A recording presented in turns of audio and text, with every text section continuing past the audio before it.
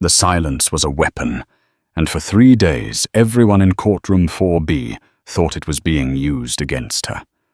They saw Eleanor Vance, a ghost in beige, and assumed her silence was the sound of defeat. Her husband, a titan of industry, sat with his lawyer radiating power.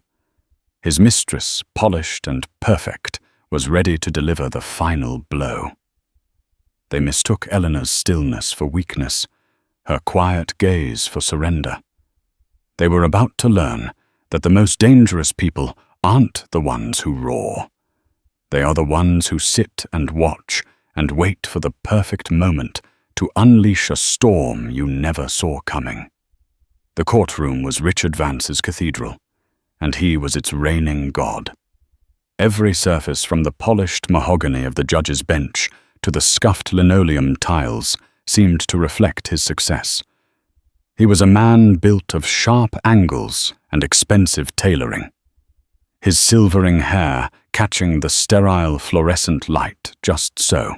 Beside him, his lawyer, Marcus Thorne, was a bulldog in a bespoke suit, all jowls and confident aggression. They were a formidable pair, the architect of a real estate empire and the legal demolitions expert hired to protect it. On the other side of the aisle sat Eleanor. To the casual observer, she was a study in faded elegance. Her beige linen suit, once a symbol of quiet sophistication, now seemed to hang on her a size too big for the woman she had become. For 3 days, she had remained a statue of composure.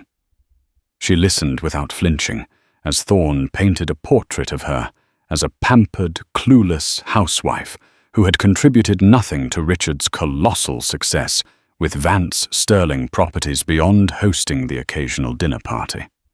Mrs. Vance Thorne had boomed on the first day his voice, echoing in the cavernous room, enjoyed the fruits of Mr. Vance's labor. A beautiful home, luxurious vacations, a limitless credit card for her. Hobbies. The word hobbies was laced with a particular venom, reducing her life's work, curating art for private collectors. A skill that had once filled their home with beauty and conversation to little more than a girlish pastime. Eleanor didn't react. Her hands remained loosely clasped in her lap. Her expression was placid, her gaze fixed on a point just beyond the judge's shoulder. Inside, however, a slow, cold fire was burning. She remembered the nights she'd spent poring over architectural blueprints with Richard, her fine arts background giving her a unique perspective on line and form. She remembered the small inheritance from her grandmother, the $50,000 that served as the seed money for their first risky property, flip a detail conveniently absent from Richard's triumphant narrative of being a self-made man. She remembered sketching the original swan-like logo for Vance Sterling on a cocktail napkin during a hopeful wine-fueled dinner 20 years ago. Her own lawyer, a court-appointed man named Mr. Davies, was competent but utterly outmatched. He was a dinghy facing a battleship. He shuffled his papers, raised meek objections that Thorne swatted away like flies, and offered Eleanor sympathetic, helpless glances. He had advised her to settle. "Eleanor, they're offering you the house and a 5-year alimony package. It's more than most get. If this goes to trial, Thorne will eviscerate you. He'll paint you as a gold digger." "I am not a gold digger, Mr. Davies," she had replied, her voice quiet but firm. "I was a partner. I was the co-founder. I will not be erased." He hadn't understood. No one did. They saw the shell, not the steel beneath.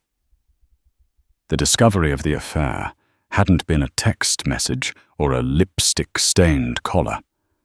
It had been far more insidious, far more insulting.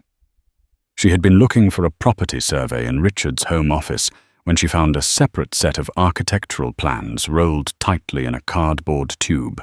They weren't for a client. They were for a private residence, a breathtakingly modern glass house cantilevered over a cliff in Big Sur. The project name was the Serenity Project. And on the client detail line, it read R. Vance and C. Sterling, Chloe Sterling, the impossibly young, raven-haired VP of acquisitions at his company, the woman Richard had called his protégé. Suddenly, all the late nights at the office, the hushed phone calls, the sudden business trips to California, clicked into a sickeningly clear picture. They weren't just having an affair. They were building a future on a foundation of assets Eleanor had helped create.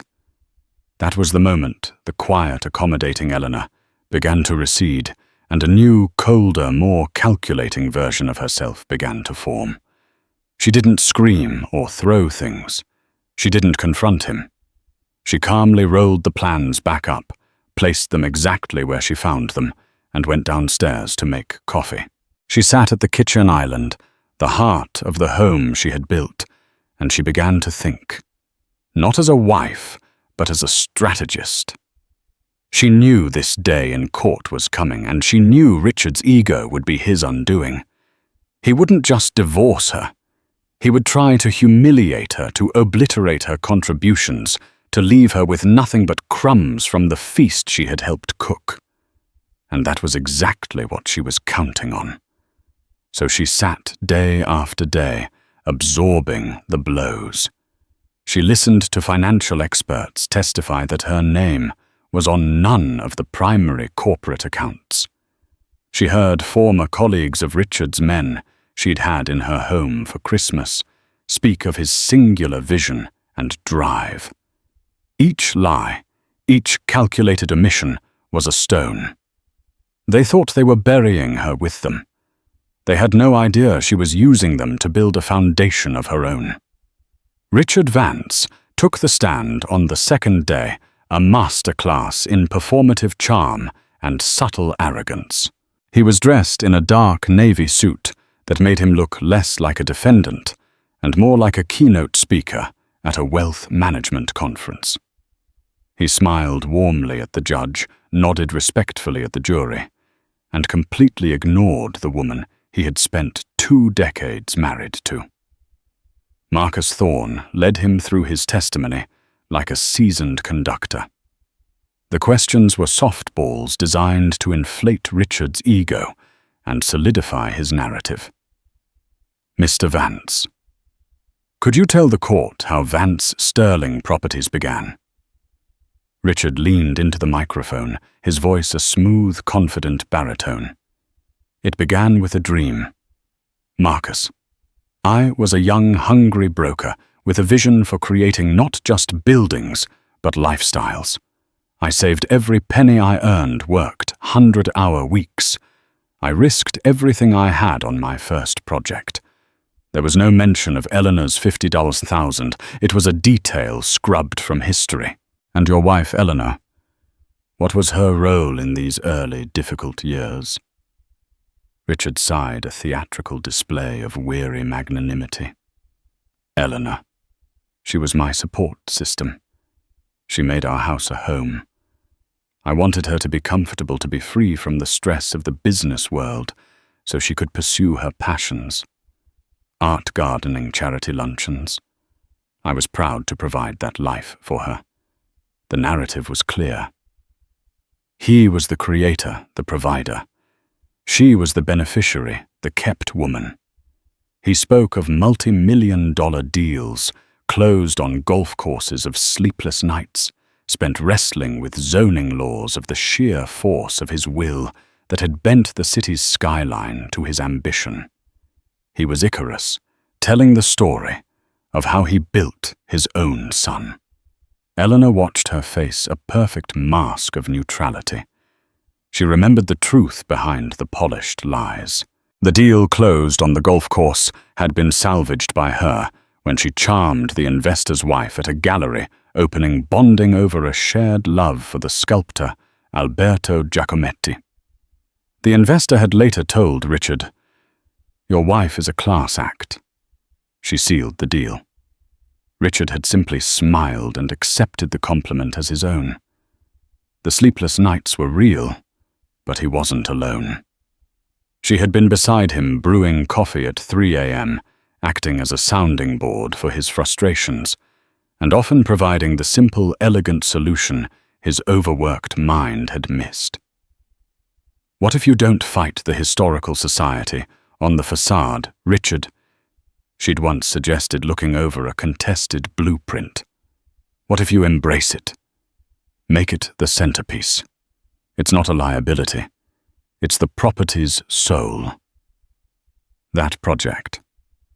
The Beaumont Hotel became one of his most celebrated winning awards for historical preservation, awards he accepted alone. Thorne pressed on his questions, becoming more pointed. "So, to be clear, Mr. Vance did. Mrs. Vance ever have any official capacity at Vance Sterling Properties? Was she ever on the payroll, a board member, an officer of the corporation?" "No, never," Richard said with finality. "I wanted to protect her from all that. It was my burden to carry.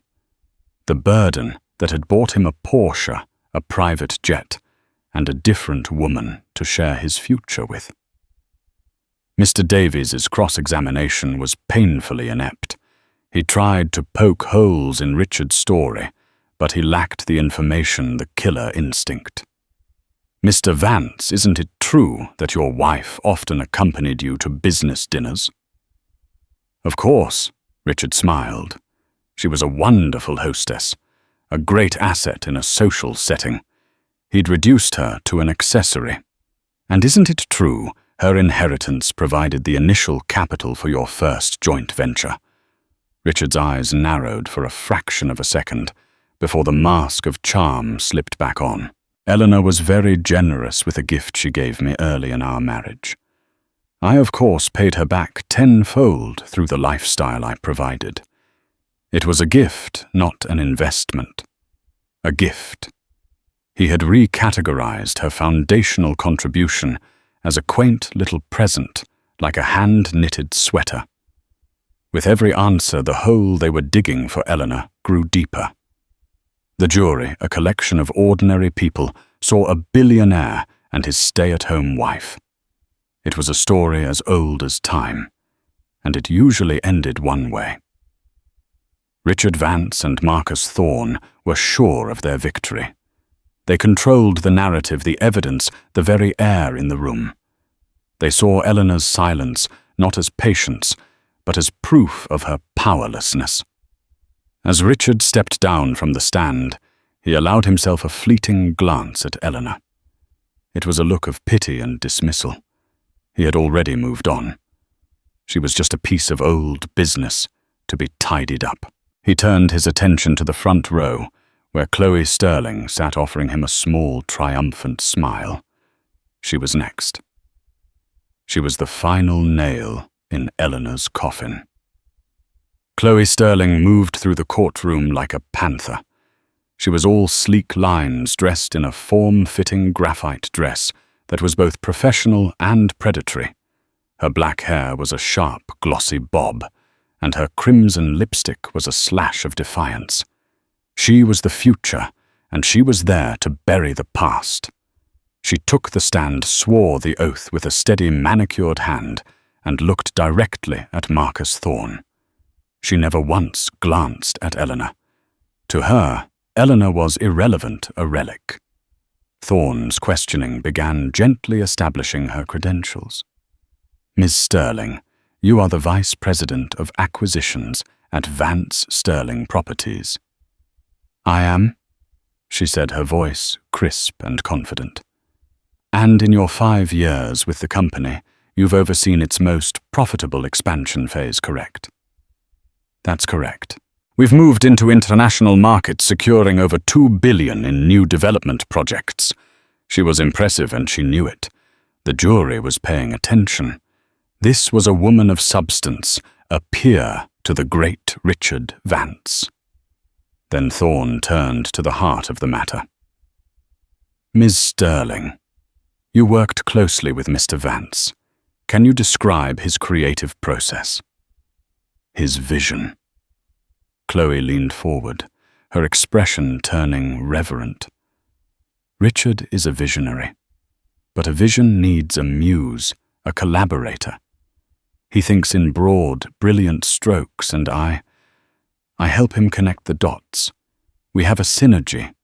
We'd work late into the night, just the two of us, brainstorming, challenging each other. The Serenity Project in Big Sur, for instance, that was born out of a conversation we had over dinner. It was our shared dream. She was not just claiming to be his business partner. She was claiming the role of his soulmate, his intellectual equal, the role that had once been Eleanor's. Then Thorne delivered the killing blow. He gestured vaguely toward Eleanor. In all those late-night sessions, in all those critical business meetings, did you ever see Mrs. Vance present? Did she ever contribute a single idea to the projects that have made Vance Sterling a global powerhouse? Chloe gave a small, almost pitying laugh. Eleanor. Of course not. She was of a different world. Richard always spoke of her fondly, but as someone to be sheltered from the business. Her expertise was in, I believe, tablecloths and flower arrangements for his parties. She was from another era. The courtroom was silent. It was a brutal public execution of a 20-year partnership. Chloe had not only confirmed the affair, but she had framed it as the inevitable result of a man outgrowing his provincial wife. She was the co-pilot. Eleanor was mere baggage. Eleanor sat her posture unchanged, her hands still resting in her lap. But inside the slow burn had become a furnace. Tablecloths and flower arrangements. She thought of the logo, the seed money, the architectural suggestions the clients won over by her knowledge and grace. All of it erased in a single, condescending sentence. Chloe wasn't finished. She looked at the jury, her eyes earnest and wide. I know my relationship with Richard is under scrutiny here, but what we have, it goes beyond the personal. It's a creative and intellectual partnership. I pushed him. I challenged him. I helped him build the second half of his empire. I am not the reason his marriage failed. His marriage failed because he was on a rocket ship, and his wife refused to even look at the sky. It was a brilliant, cruel, and devastating performance. She had painted herself as the heroine of Richard's story, the woman who had finally unleashed his true potential. Mr. Davies rose for his cross-examination, looking defeated before he even began. He asked a few perfunctory questions about company policy and timelines, which Chloe deflected with ease. He was a man with a water pistol fighting a flamethrower. When he sat down, the air in the room was thick with finality. It was over. Thorne had successfully framed the narrative. Richard was the genius, Chloe was the muse, and Eleanor was the obsolete first wife, entitled to a severance package, but nothing more. The judge, a stern-faced woman named Judge Miller, looked down at the petitioner's table. Mr. Davies, do you have any further witnesses? Mr. Davies sighed and shuffled his papers. No, Your Honor. Judge Miller then turned to Eleanor. Mrs. Vance, do you have anything you wish to say? This was it. The moment. The quiet stillness that had defined her for 3 days finally broke. Eleanor took a slow, deliberate breath. For the first time, she looked directly at the judge, her eyes clear and impossibly calm. Yes, Your Honor, she said, her voice not loud but carrying a new and startling weight that made everyone in the room, including Richard and Chloe, sit up straight.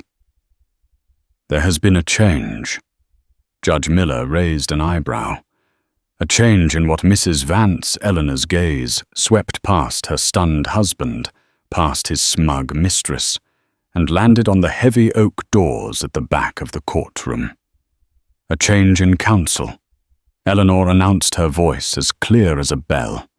As if on cue, the courtroom doors swung open. The man who entered courtroom 4B was not what anyone expected. He was tall and lean, likely in his late 70s, with a shock of perfectly white hair that fell across his forehead. He wore a simple, impeccably tailored grey suit that was at least a decade out of fashion, yet looked more elegant than anything Marcus Thorne owned. He carried a worn leather briefcase and moved with an unhurried, almost scholarly grace. He didn't look like a shark. He looked like a retired professor of classics. But Richard Vance knew better. The color drained from Richard's face. His mouth fell slightly agape, the confident smirk he'd worn for 3 days melting into a mask of pure, unadulterated shock. He looked as if he'd seen a ghost. Marcus Thorne looked on, confused. He nudged his client. "Richard." "Who is that?" Richard didn't answer. He couldn't. He just stared his multi-billion-dollar empire, suddenly feeling like a house of cards in a hurricane. The old man walked down the aisle, his footsteps making a soft, steady rhythm on the floor. He nodded respectfully to the judge, then turned and placed his briefcase on the table next to Eleanor. He gave her a small, reassuring smile before addressing the bench. "Your Honor," he said, his voice a gravelly, resonant timbre that commanded instant authority. "My name is Julian Croft. I will be taking over as counsel for Mrs. Eleanor Vance, effective immediately." A ripple of murmurs went through the small gallery. The court reporter's fingers froze over her keys. Even Judge Miller, a veteran of countless courtroom dramas, leaned forward, her interest piqued. But Thorne was the one who reacted audibly. He let out a small, strangled gasp, as if he'd been punched in the gut. "Julian Croft." He whispered, his bravado gone, replaced by a reverence bordering on fear. "I thought he was dead." He wasn't dead, but he might as well have been. Julian Croft was a legend, a phantom from a bygone era of law. In the 80s and 90s, he was the most feared corporate litigator in the state, known as the Ghost of King Street, for his uncanny ability to find the skeletons in any company's closet. He was famous for his photographic memory, his surgical cross-examinations, and his utter refusal to lose. Then 20 years ago, at the absolute peak of his career, he had vanished. He'd announced his retirement, dissolved his practice, and retreated from public life entirely to care for his ailing wife who had passed away a few years later. He had not set foot in a courtroom since. But the most devastating fact, the one that was currently causing Richard Vance's heart to hammer against his ribs, was not Julian Croft's legendary status. It was his personal connection. Julian Croft had been Richard Vance's first boss, his mentor. The man who had taken a brash, ambitious kid from the wrong side of the tracks and taught him everything about business negotiation and the law. Julian had been more than a mentor. He had been a father figure. And Richard had betrayed him. 15 years ago, Richard, empowered by his growing success with Vance Sterling, had engineered a hostile takeover of a smaller historic firm. That firm was owned by Julian Croft's ailing brother-in-law. Richard had used the very tactics Julian had taught him, leveraging inside knowledge of the firm's financial weaknesses to buy it out for pennies on the dollar, bankrupting the family, and according to many, hastening the man's decline. Julian had never forgiven him. They hadn't spoken a word since. Judge Miller collected herself, peering over her spectacles at the old man. "Mr. Croft, this is highly irregular. The trial is already underway." "I am aware, Your Honor," Julian said calmly, "and I apologize to the court. However, my client has been assessing the situation. She has now determined that my particular expertise is required. I have already filed the necessary substitution of counsel with the clerk. I am prepared to proceed immediately. Proceed with what Thorne stammered, finding his voice. We've already presented our case. My client has testified. The key witness has testified. Julian Croft turned his head slowly, and for the first time fixed his pale blue eyes on Marcus Thorne. The effect was chilling. Yes, she has, he said, his voice dropping slightly. And I believe that is the perfect place for me to begin. With the court's permission, I would like to cross-examine Ms. Chloe Sterling. A jolt went through the room. Chloe, who had been watching the proceedings with detached amusement, suddenly looked unnerved. The hunter had just become the prey. Judge Miller looked from the flustered Thorne to the composed Croft, then to Eleanor, who sat with a newfound serenity. Something significant had just shifted in her courtroom. This was no longer a simple one-sided divorce. Very well, Mr. Croft. The judge said, her voice laced with intrigue. The court will allow it. Ms. Sterling, please retake the stand.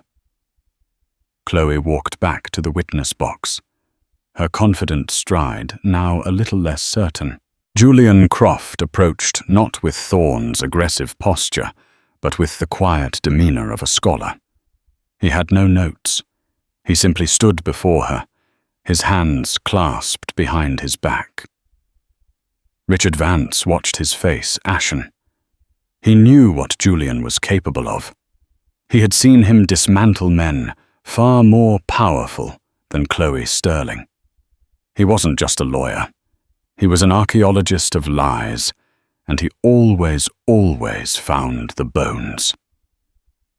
Julian Croft began his cross-examination not with a roar, but with a whisper. His voice was conversational, almost gentle, which seemed to unnerve Chloe more than any amount of shouting would have. Ms. Sterling, he began, you have painted a very compelling picture of a deep intellectual and creative partnership with Mr. Vance. You called yourself his muse.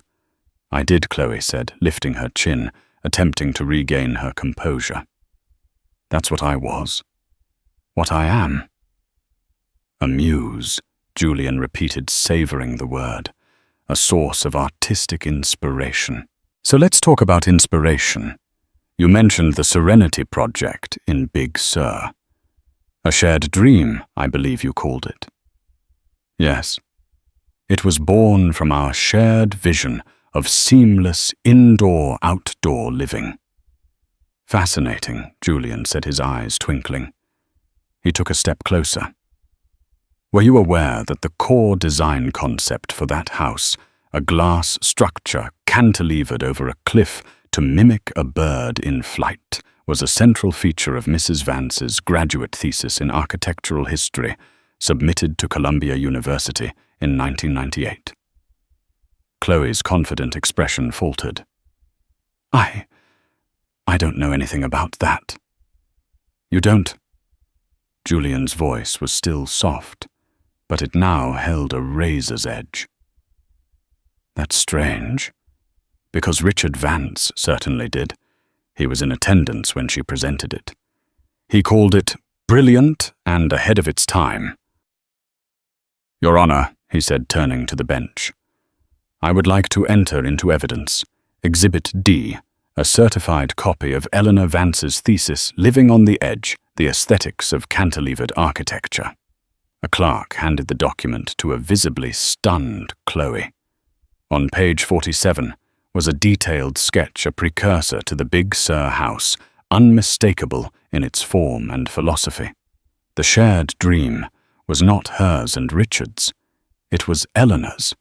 Richard had stolen it. Chloe stammered. It's just a coincidence, an academic concept. Let's talk about another concept. Then Julian moved on, relentless. You claimed to have spearheaded the expansion into international markets, specifically the acquisition of the waterfront development in Lisbon. Yes, that was my project, Chloe said, her voice growing defensive. I identified the opportunity and secured the local permits. You did secure the permits, that's true, Julian conceded. But the opportunity was identified 3 years prior, was it not? In an email from Eleanor Vance to her husband, following their anniversary trip to Portugal, Julian held up a single sheet of paper. Exhibit E, Your Honor. An email from Eleanor Vance to Richard Vance, dated May 14th, 2019. She writes, and I quote, "Darling, that derelict warehouse district on the Tagus riverfront is a gold mine waiting to happen. The architecture is stunning. You should buy the whole district. It reminds me of the meat-packing district in New York 20 years ago." Does that sound familiar? Ms. Sterling? Chloe was pale. Richard handles thousands of emails. He gets suggestions from people all the time. But this one he forwarded directly to you, didn't he? Julian pressed. With the note, "Chloe, look into this. Eleanor might be onto something." But when you presented the final proposal, Mrs. Vance's name was nowhere to be found. Was it? You presented her idea as your own. Marcus Thorne shot to his feet. "Objection. Counsel is badgering the witness and making baseless accusations." "Your Honor," Julian said calmly, not even looking at Thorne. "I am simply establishing a pattern of behavior. The very pattern Ms. Sterling and Mr. Vance have accused my client of contributing nothing. It seems to me the contributions were plentiful, but the credit was acquired by others." Objection overruled. Judge Miller said, her eyes fixed on Julian. "Continue, Mr. Croft." Julian turned back to Chloe, his demeanor shifting from scholarly to surgical. "Ms. Sterling, you are paid a salary of $850,000 per year, correct?" "Yes. And last year you received a bonus of $4 million for your exemplary performance." "Yes. Was this bonus paid out from the standard corporate payroll account "Yes, of course." Chloe looked nervously toward Thorne, who gave a slight, imperceptible shake of his head. She had just walked into a trap. "Are you certain, Ms. Sterling?" "Because we have subpoenaed the corporate accounts. Your bonus wasn't paid from the primary Vance Sterling payroll. It was paid along with the down payment for your Porsche and the security deposit on your penthouse apartment from a separate entity called Sterling Holdings, LLC, registered in the Cayman Islands." The color completely vanished from Chloe's face. Richard Vance gripped the edge of his table, his knuckles white. Julian let the silence hang in the air before delivering the final devastating blow. An entity whose sole signatory is Richard Vance. An entity funded by siphoning off a small percentage of profits from every major Vance Sterling sale for the past 5 years. An off-the-books slush fund. It appears, Ms. Sterling, that you weren't just his muse. You were his co-conspirator in defrauding his wife and business partner of her rightful share of the marital assets. Chloe stared at him speechless. She was utterly exposed. Her carefully constructed image as a brilliant, self-made executive had been dismantled in under 10 minutes. She was just a glorified mistress paid for with stolen money. "No more questions for this witness, Your Honor," Julian Croft said, turning his back on her and walking calmly back to his table. He had taken the opposition's star witness and turned her into a liability and accomplice to fraud. Eleanor watched it all, her expression unchanged. But Mr. Davies, sitting beside her, saw her hand, which had been resting on her lap, gently place a single folded cocktail napkin on top of Julian's briefcase. It was old and faded, the ink slightly blurred. On it was a drawing of a swan, its neck gracefully curved to form the letter V. The original logo for Vance Sterling Properties. She hadn't just been observing, she had been preparing. She had been building her arsenal, and her quiet, brilliant general was just getting started. If the cross-examination of Chloe Sterling was a surgical strike, what Julian Croft did to Vance Sterling Properties was a controlled demolition. He had spent the last 2 decades in quiet retirement, but his mind had lost none of its sharpness. More importantly, he had the one thing Marcus Thorne's entire team lacked: the truth, meticulously documented by an observant and underestimated wife. Eleanor had spent the months leading up to the divorce, not weeping, but working. Her curator's eye, trained to spot forgeries and trace provenance, was now turned on her own life.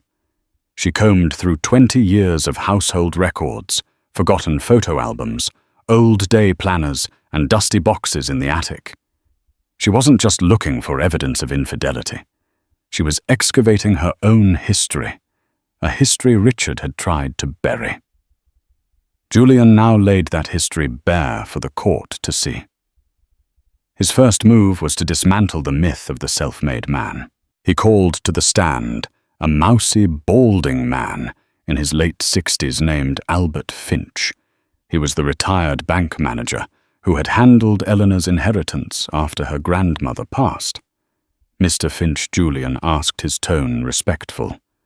"Do you recall a transaction in 1999 involving Mrs. Vance?" "Why, do, sir." Very clearly, Mr. Finch said, peering through his bifocals. "Eleanor, Mrs. Vance came to me. She wanted to wire $50,000 from her inheritance account, not to her husband, mind you. She was very specific. It was to go directly to a holding company to purchase their first investment property. So it was not a gift to her husband, as Mr. Vance testified. Oh no, it was an investment. She had me draw up the paperwork as such. A seed capital investment in exchange for a 50% founding partnership stake in their new venture." Julian turned to face Richard, a venture which a month later was incorporated as Vance Properties. The Sterling was added years later. Your Honor, Exhibit G, the original wire transfer and investment agreement, signed by Albert Finch. A document Mrs. Vance kept in her grandmother's recipe box for 22 years. Thorne was on his feet, objecting furiously, but the damage was done. The very foundation of Richard's story, that he had started with nothing but his own grit, had crumbled. He was not a solo act. He was a partnership. Next, Julian called a surprise witness, David Chen, the celebrated architect behind 3 of Vance Sterling's most iconic and profitable buildings. Richard smiled, assuming David was there to testify for him. They played golf together. Mr. Chen Julian began. "You are familiar with Eleanor Vance, are you not?" "Of course," David said, smiling warmly at Eleanor. "Eleanor is brilliant. Her understanding of spacelight and aesthetic flow is more intuitive than most trained architects I know." Richard's smile vanished. Julian continued. "Could you tell the court about the design process for the Azure Tower?" "Certainly." Richard brought me the initial contract, but I was struggling with the client's demands for the lobby. They wanted something grand, but not ostentatious. I was stuck. Richard invited me over for dinner to discuss it. During the meal, Eleanor and I started talking about her recent trip to the Guggenheim in Bilbao. She began sketching on a napkin, explaining how Gehry used curved metal to create a sense of movement and light. That sketch. David paused, looking directly at the jury. That sketch became the basis for the Azure Tower's award-winning lobby. I still have it, And did Mrs. Vance receive any official credit for this multi-million-dollar design contribution? Julian asked quietly. No, David said, shaking his head. Richard told me to keep it between us. He said it was better to keep business and home life separate. Julian Croft proceeded like this for an entire day. He produced evidence of Eleanor's direct and substantial contributions. There was the cocktail napkin with the original logo sketch, authenticated by a handwriting expert. There were emails from Richard years old, praising her genius eye for scouting undervalued neighborhoods that later became development gold mines. There was testimony from a high-powered city councilwoman who recalled Eleanor's passionate, well-researched argument at a neighborhood board meeting that had secured the crucial zoning variance for the Beaumont Hotel. With each piece of evidence, each witness, Julian was not just proving Eleanor's involvement, he was systematically deconstructing the persona Richard had so carefully built. Richard Vance wasn't a lone visionary. He was the front man for a two-person band who had later decided to kick his co-writer out and claim he wrote all the songs himself. The final blow came when Julian recalled Richard Vance to the stand. Richard, now visibly shaken and hostile, took his seat. Julian didn't ask about Chloe or the hidden accounts. He asked about his old mentor. Richard Julian said, his voice laced with a cold, quiet disappointment. 15 years ago, you used the principles I taught you to dismantle my brother-in-law's company. Do you remember what I told you was the single most important principle of good business? Richard stared back, his jaw tight. Maximizing shareholder value. No. Julian said, his voice cutting through the silent courtroom. I told you the most important principle was that your name, your word, is your only true asset. That integrity is the foundation upon which any lasting empire is built. You seem to have forgotten that. You erased your wife's name from your company's history. You erased my brother-in-law's legacy. You erase anyone who is no longer convenient to you. Julian walked back to his table and picked up a thick binder. Your Honor. This is the sum of our evidence. It proves beyond any doubt that Vance Sterling Properties is not the sole creation of Richard Vance. It is and always has been a marital asset built from a 50-50 partnership. Mrs. Vance is not seeking alimony. She is not seeking a settlement. She is seeking what is rightfully hers. 50% of the company, she co-founded, her name restored to the corporate charter, and her history, which her husband tried so hard to erase, brought back into the light. He placed the binder on the clerk's desk with a heavy final thud. It was the sound of an empire being broken in two. The 2 days of recess while Judge Miller deliberated were a unique form of torment for everyone involved. For Richard Vance and Marcus Thorne, it was a purgatory of frantic calculations and whispered reassurances that felt increasingly hollow. For Eleanor, it was a strange and suspended calm, the deep, quiet breath before a diver breaks the surface. She spent the time in the sterile quiet of a hotel room, not her home. The house on the hill was still a crime scene of the heart, and she wouldn't return until she knew to whom it truly belonged. She read a novel, drank tea, and for the first time in months, slept through the night. The battle was over. All that remained was the verdict of the war. When they reassembled in courtroom 4B, the atmosphere was electric with tension. Richard had attempted to reconstruct his mask of impervious confidence, but the cracks were visible. A faint tremor in his hand, a dullness in the eyes that once held a conqueror's glint. Marcus Thorne looked haggard. The bulldog now a worried hound, his bespoke suit seeming to hang on a deflated frame. Eleanor walked in with Julian Croft at her side. She wore a simple navy blue dress the color of a deep, calm ocean. She no longer looked like a ghost in beige. She looked solid, present. She met the curious gazes of the gallery, not with timidity, but with a serene, level stare. She was no longer a subject of their pity. She was the protagonist of a story they were all desperate to see conclude. Judge Miller entered her face an unreadable granite slab. The rustle of everyone rising and sitting was the only sound. She settled her glasses on her nose, opened a thick file, and the room held its breath. I have reviewed the testimony and the extensive evidence presented in the case of Vance v. Vance. She began, her voice devoid of emotion. While divorce proceedings are often fraught with personal grievance, this court was tasked with a specific and fundamental question: the nature and valuation of the marital assets, specifically as they pertain to the entity known as Vance Sterling Properties. She looked up, her gaze sweeping over the petitioners' and respondents' tables. The respondent, Mr. Richard Vance, she continued, has presented a narrative of a sole creator, a self-made man, whose genius and tireless work built an empire while his wife, the petitioner, enjoyed the benefits as a non-contributing party. The respondents' counsel has argued that Mrs. Vance was a traditional housewife entitled to a generous but ultimately finite spousal support package.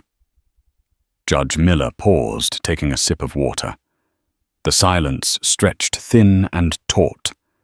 This narrative, she declared, her voice suddenly infused with a steely authority, is a work of self-serving fiction, demonstrably false in almost every material aspect. A collective gasp, however faint, rippled through the courtroom. Richard Vance flinched, as if struck. The court finds the evidence presented by the petitioner's counsel, Mr. Croft, to be not just compelling, but overwhelming.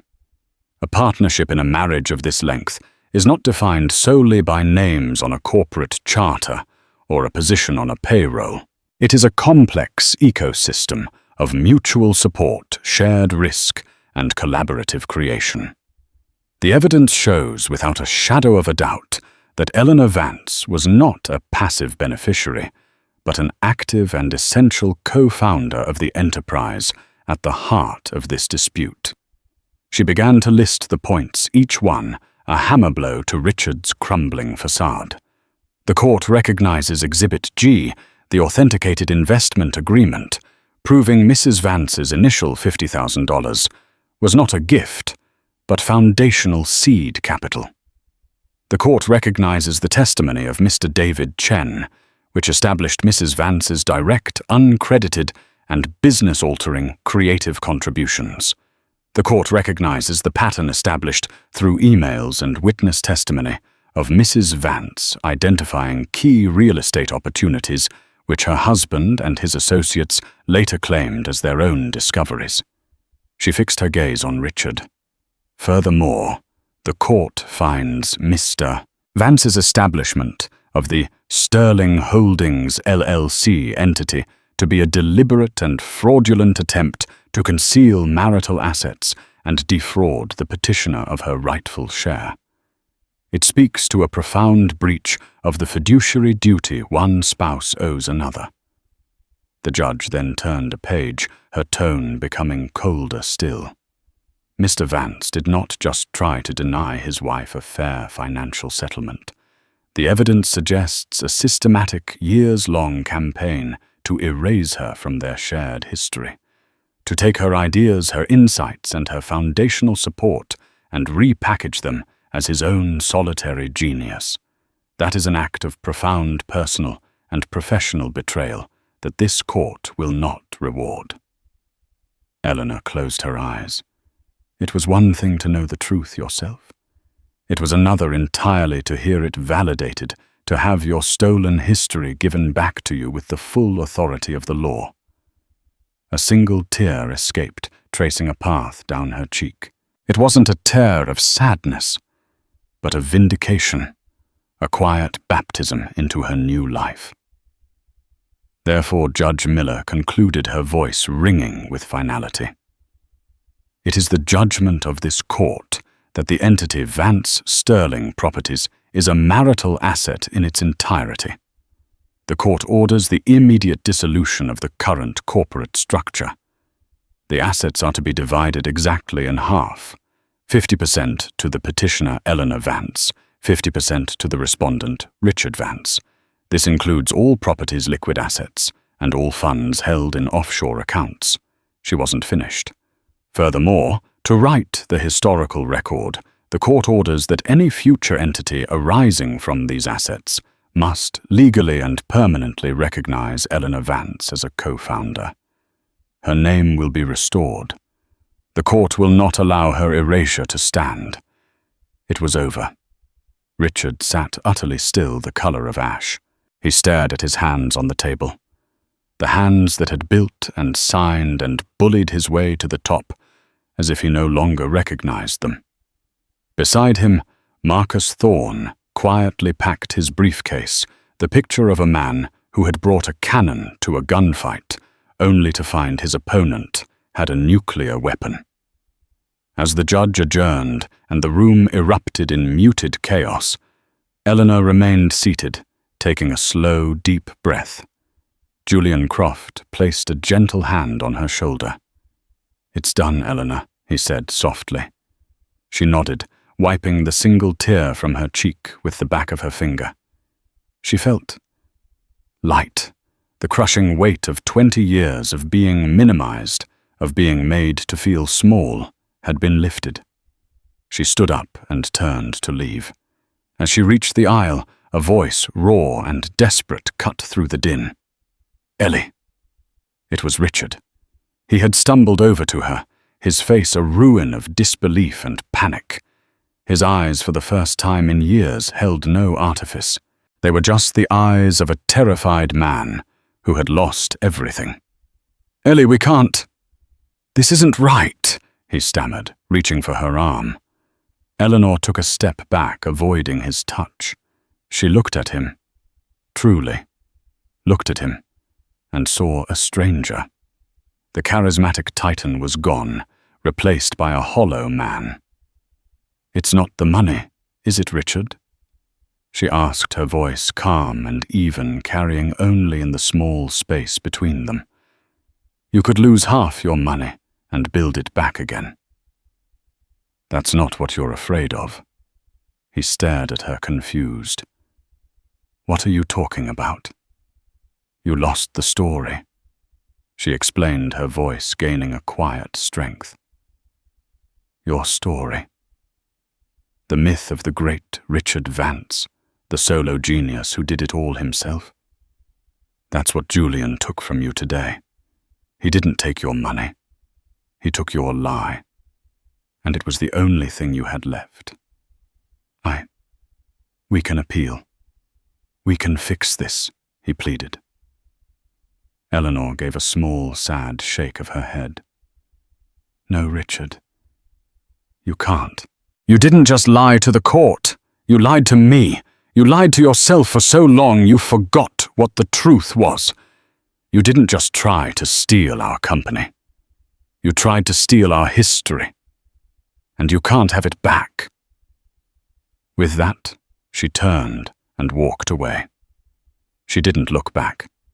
She walked down the aisle past the stunned faces and whispering reporters, with Julian Croft at her side. As she pushed open the heavy courtroom doors and stepped into the light of the hallway, she felt the last 20 years fall away from her like a heavy coat. The week that followed was a blur of reclamation. She returned to the house on the hill, not as a guest in Richard's world, but as its rightful owner. The first thing she did was walk into his cavernous, mahogany-paneled office. On the wall behind his desk was an enormous, flattering oil portrait of him, commissioned 5 years ago, depicting him staring heroically into the middle distance. Without a moment's hesitation, she lifted it off the wall, carried it into the garage, and leaned it against a stack of old tires, facing the wall. She went back inside the space on the wall, now a blank, promising void. She spent days with accountants and lawyers, the new team she was assembling. She was decisive, intelligent, and focused. The men and women in suits, initially expecting a bewildered housewife, quickly learned they were dealing with a formidable mind. She was not just claiming her assets, she was taking command of them. Finally, at the end of the week, she met Julian for coffee. It was a crisp, clear autumn day, and they sat at an outdoor table of a small, sunlit cafe. The noise of the city felt distant, a world away from the suffocating silence of the courtroom. "I cannot thank you enough, Julian," Eleanor said, her hands wrapped around a warm mug. "You didn't just win my case. You gave me my voice back."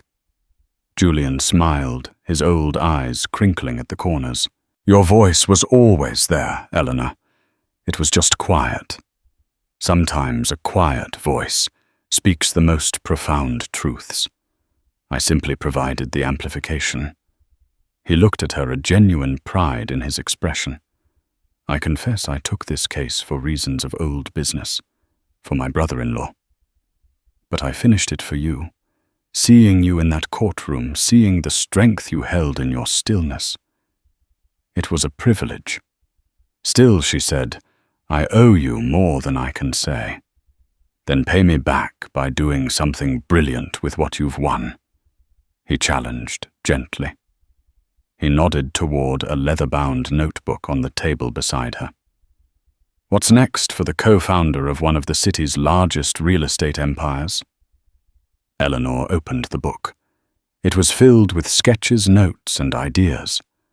On the first page was a beautiful, elegant design for a new company logo. 2 letters, E and V, were intertwined to create the image of a house with an open door conveying both structure and welcome. Below it, in clean, crisp lettering, were the words, "Vance, Curation and Design." "My hobbies," she said, the word, now stripped of all its condescending poison, reclaimed as a badge of honor. "I'm going to pursue them full-time, but not as hobbies, as a business." She began to speak, and the voice Julian had unlocked was now filled with passion and vision. "For 20 years I curated our homes, our life, the art on our walls. I helped clients and investors feel a connection to a space. That's what's missing from so much of modern development, a soul. Richard built expensive boxes. I want to build homes. I'll consult with architects from the ground up, design interiors, curate art collections for private and corporate clients. I'll use the capital I've won to invest in ethical, beautiful, human-centric design." She tapped the logo. "Vance Curation. I'm keeping the name. My name. The one I earned." As she was speaking, her phone buzzed. She glanced at the screen, a small, surprised smile forming on her lips. "Who is it?" Julian asked. "It's David Chen," she said, her eyes bright with a new kind of energy. "The architect." His text says, "Heard the news. So happy for you. I have a new client who wants to build something with a soul. Are you available for a consultation?" Eleanor looked up from her phone, her smile widening. She looked past Julian at the bustling street, at the city skyline she knew so intimately, at the future that was no longer a vague hope, but a tangible, ringing reality. "Yes, Julian," she said, answering his earlier question as she typed her reply to David. "I think I will do something brilliant." That was the story of Eleanor Vance, a powerful reminder that strength isn't always loud. Sometimes it's the quiet observer, the patient planner, the one who gathers the truth while others are busy broadcasting their lies. Eleanor's journey shows us that your history is worth fighting for, and your contributions, no matter how much someone tries to erase them, are real. She didn't just win a court case. She reclaimed her identity and proved that the most formidable power comes from knowing your own worth, even when the world tries to tell you you're worthless. If her story of quiet resilience and ultimate triumph resonated with you, please take a moment to hit that like button. Share this video with someone who might need a reminder of their own inner strength. And don't forget to subscribe to the channel and turn on notifications for more real-life stories of justice, empowerment, and incredible personal victories. Thank you for listening.